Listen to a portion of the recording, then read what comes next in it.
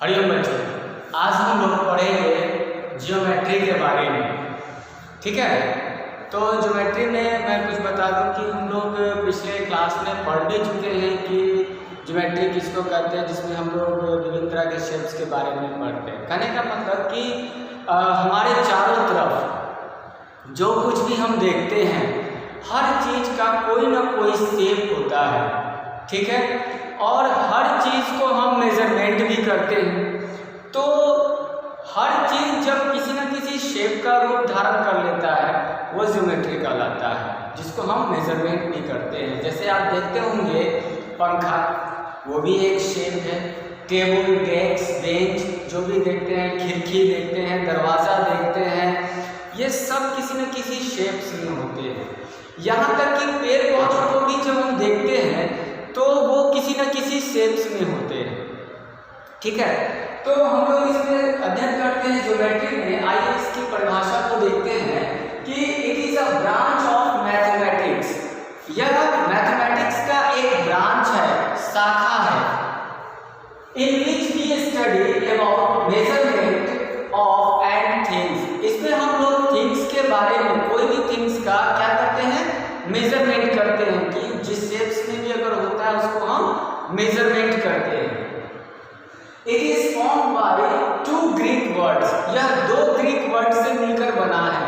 पहला है जियो, GEO, जियो, जिसको हम लोग कहते हैं, इसका अर्थ होता है अर्थ, यानी कि पृथ्वी। दूसरा होता है मेट्रॉन। ठीक है, इट मीन्स मेजरमेंट। कहने का मतलब ये हुआ कि इस पृथ्वी पर जितने भी शेप्स हैं, पृथ्वी पर जितने भी शेप्स हैं, उनका मेजरमेंट करना ही हम लोग ज्योमेट्री में सीखते हैं। सभी कुछ उसके अंदर आता है। तो we study in the size, shapes, positions and dimension of things. हम लोग इसमें स्टडी करते हैं। मैंने पहले बताया था उसके साइज के बारे में कि वह किस आकार का है, उसका शेप, वह किस शेप्स में है, गोल है, चौड़ा है, लंबा है, किस शेप्स में है। उसका पोजीशन, वह किस पोजीशन पे है, उसका डायमेंशन, उसका लेंथ कितना है, कितना जगह वो छेदता है, इन सब के बारे में हम करते हैं। जिसमें हम लोग सर्कल, स्क्वायर, रेक्टेंगल, ट्रायंगल, ये सब चीज़ आते हैं और पहले से हम लोग इसको जानते भी हैं और सीख भी चुके हैं, जिसे हम लोग कहते हैं फ्लैट ज्योमेट्री। फ्लैट ज्योमेट्री मतलब प्लेन ज्योमेट्री, जिसमें इसमें क्या होता है, ऊंचाई नहीं होता है, सिर्फ क्या होता है, लेंथ होता है और ब्रेड्थ होता है, यानी लंबाई और चौड़ाई होती है। सर्कल में भी लंबाई चौड़ाई होती है, लेकिन उसका जो मेजरमेंट होता है दूसरे तरीके से किया जाता है। सरकमफ्रेंस निकाला जाता है उसका, ठीक है, डायमीटर निकाला जाता है, तो वही उसका लंबाई और चौड़ाई उसकी माप होती है सर्कल में। ठीक है, उसके बाद आता है कि क्यूब्स। जैसे कि हम लोग क्यूब जो एक खिलौना होता है, देखते हैं, लूडो का छक्का, डाइस देखते होंगे, वो हो गया। सिलेंडर, सिलेंडर कहने का मतलब कोई भी जो गोल आकृति का होता है। ठीक है, जैसा कि आप यहाँ फिगर में देख रहे हैं, गोल आकृति का होता है, या तो ये दोनों तरफ से बंद होगा या दोनों तरफ से खुला हो सकता है। अपने घर में आपका सिलेंडर देखते होंगे, गैस सिलेंडर, वह भी सिलेंडर का ही एक रूप होता है, जिसे हिंदी में हम लोग कहते हैं बेलन। ठीक है, उसके बाद होता है क्यूबॉइड। डस्टर आप लोगों ने देखा होगा, जो क्यूबॉइड के आकार का होता है। स्फीयर यानी कि यह अर्थ हो गया, बॉल हो गया, फुटबॉल हो गया। बॉल इट मीन्स जो क्रिकेट बॉल होता है, सॉलिड बॉल होता है वो। क्यों? क्योंकि ये लोग सॉलिड ज्योमेट्री होता है। सॉलिड ज्योमेट्री मतलब सॉलिड ज्योमेट्री मतलब क्या, कि ठोस वस्तु। जैसे कि हम ये डस्टर देखते हैं, तो ये डस्टर क्यूबॉइड के आकार का आप देख रहे हैं ना, इसमें लंबाई भी है, चौड़ाई भी है और ऊंचाई भी है, तो इसे हम लोग सॉलिड ज्योमेट्री कहते हैं। फिगर के रूप में आप देख सकते हैं क्यूबॉइड इस तरह का होता है, जिसे हम लोग डाइस खेलते हैं, लूडो, उसमें लूडो का जो छक्का होता है वो कीबोर्ड, अभी मैंने आपको दिखाया डस्टर,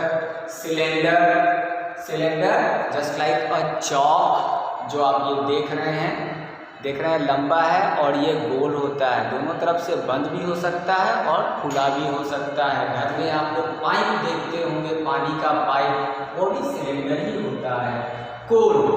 कोन का मतलब हो गया, जैसे आप लोग बर्थडे मनाते होंगे तो उसमें बर्थडे कैप देखते होंगे, कोना टाइप का इस तरह से निकला हुआ और तब पहनते हैं, वो होता है कोन, यानी हिंदी में बोलते हैं उसको शंकु।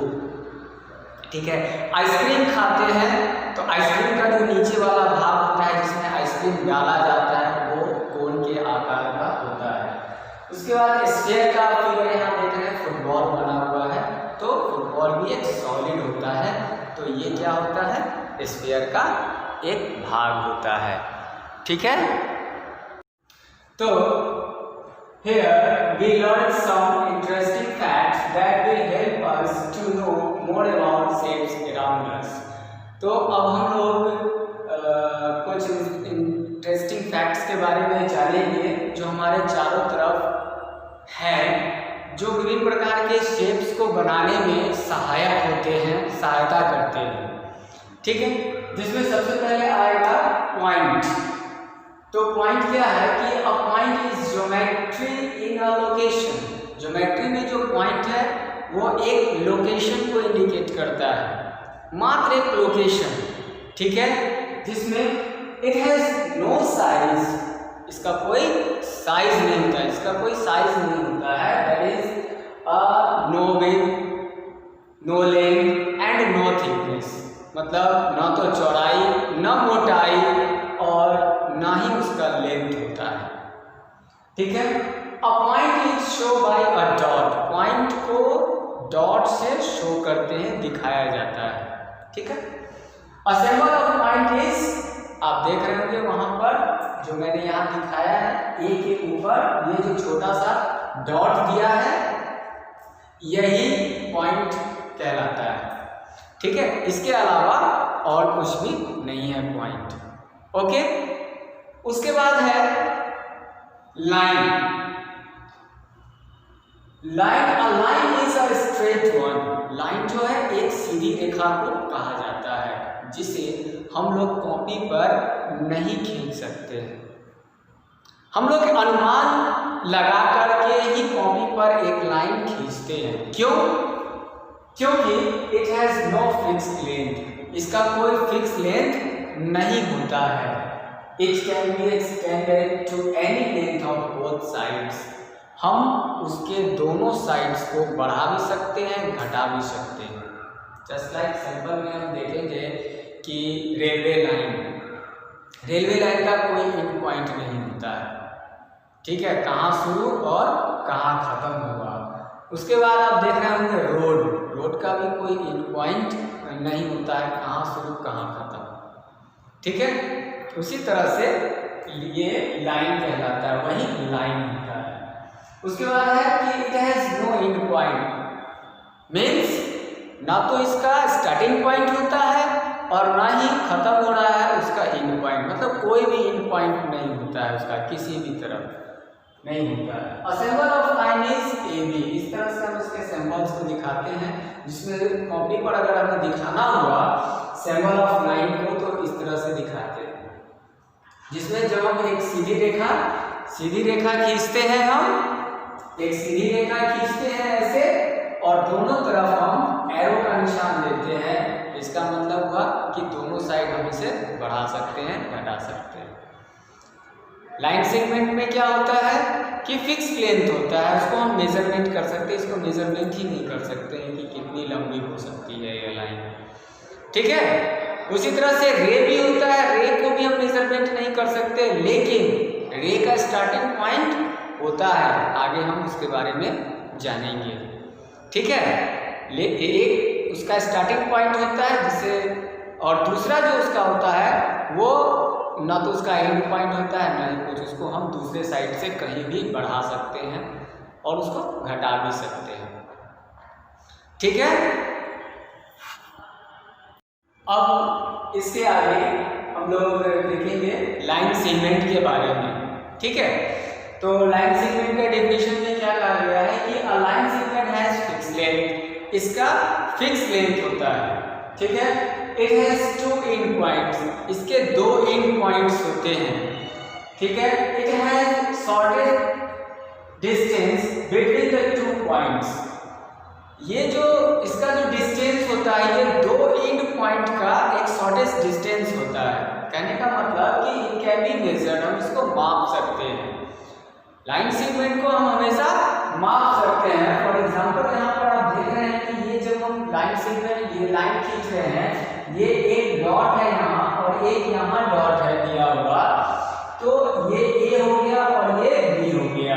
इसे हम कॉपी पर कर सकते हैं और इसे माप भी सकते हैं, स्केल के थ्रू माप सकते हैं। लेकिन लाइन में क्या था कि हम उसे माप नहीं सकते हैं, ओके। उसके बाद है रे, तो रे के बारे में कहेंगे कि अ रे is a straight figure which can be extend infinitely in one direction. हम रे का जो फिगर होता है या कोई भी रे जो होती है, रे मतलब किरण, उसको एक डायरेक्शन में अनंत दूरी तक खींच सकते हैं। क्यों खींच सकते हैं? क्योंकि it has no fix length, इसका कोई भी फिक्स लेंथ नहीं होता है। It has one end point, इसका एक एंड पॉइंट भी होता है। एंड पॉइंट कहने का मतलब स्टार्टिंग पॉइंट होना।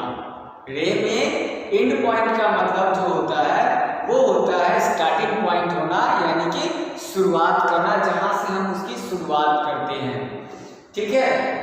It can be extend through any one side of direction, हम इसको एक साइड एक ही डायरेक्शन में अनंत दूरी तक खींच सकते हैं। सिंबल ऑफ रे ए बी इक्वल्स टू, इस तरह से रे हो सकता है। देख रहे हैं ए के पास पॉइंट है जहां से शुरुआत हो रहा है और बी की तरफ एरो बना हुआ है। एरो मैथ्स की लैंग्वेज में एरो देने का मतलब है कि उसके लाइन को हम बढ़ा सकते हैं। लाइन सेगमेंट में आप देख रहे होंगे कि कोई भी एरो नहीं है, मतलब उसे हम न तो बढ़ा सकते हैं और न ही हम उसे क्या कर सकते हैं, घटा सकते हैं।